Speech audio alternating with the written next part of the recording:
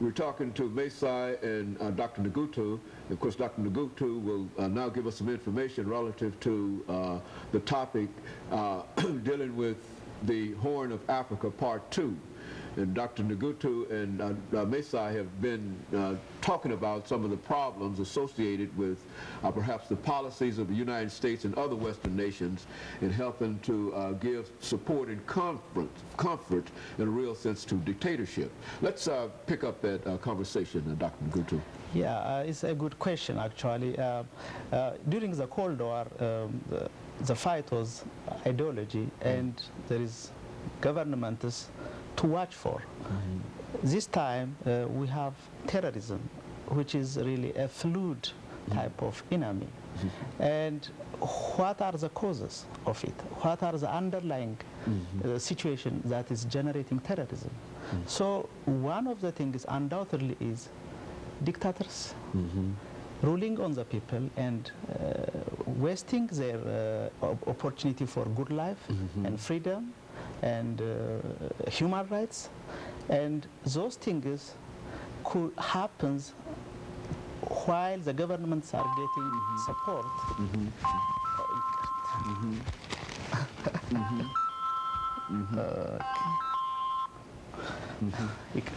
Sorry, I'm sorry about that. Yeah, while the governments are supporting the dictator governments, and the people are seeing why that's happening, and it doesn't reflect the stated values of the Western governments, that is freedom, democracy, and human rights. And if you take Ethiopia, after the election, in the night of the election, Addis Ababa, the capital city, was swept by the opposition. All of it, regional power and federal power. On the same night, the Prime Minister put a law or a statement saying that no counting of votes, and he stopped the counting, and he directly managed all the military and security forces, and automatically he stopped all the democratic processes. Exactly. And what happens? The Western countries, they didn't react. For example, they reacted in the case of Ukraine. There was a bad election process.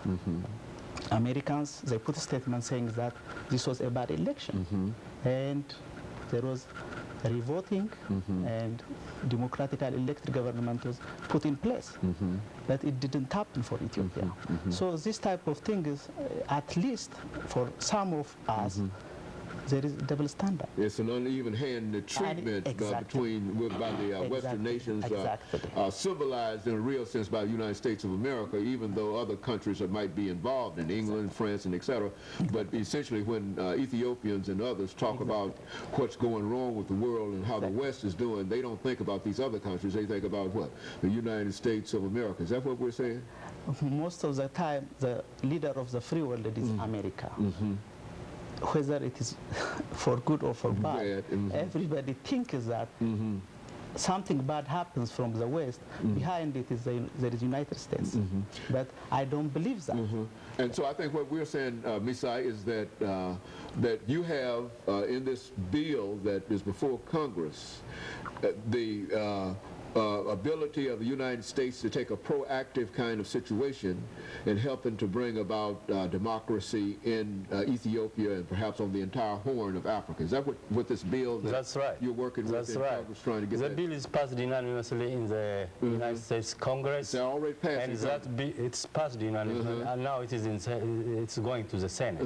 It is a Foreign Relations Office. This bill is about free and independent media, independent justice system, free prisoners, and election commission, neutral election board, and about 8 points of they have to do. But they are against it. The amazing thing is It is passed by unanimously in the Congress, and they are against it. They say we want to shut up the people and rule the way we want. You see, it is shameful. When I was talking before, I was trying to talk. Kenya, when something happened like now in Kenya, people are going to make peace, to bring together, but people are dying. People were dying in my country in 2005, and now, by the next election, if this regime is going to do the same thing, and the international community is looking at it just like that, this will, another chaos will happen. We don't have to wait until a country becomes like Rwanda.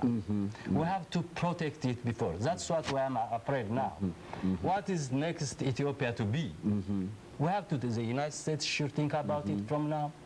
The present regime is preparing another person like him to replace on that regime. Yeah, they are trying to, they are making them now. And so before that, they have to, we want a democracy like America.